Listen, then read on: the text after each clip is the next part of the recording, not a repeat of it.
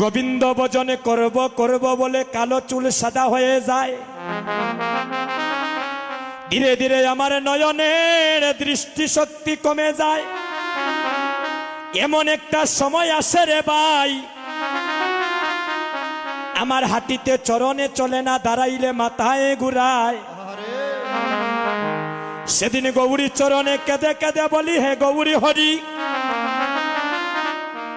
84 লক্ষ জুনি ভ্রমণী করে পেয়েছি সাদের মানবী জনম। এমন সাদের মানবে জনম পেয়ে এই জনমটা তো আমার গোবিন্দ সেবায় লাগলো না।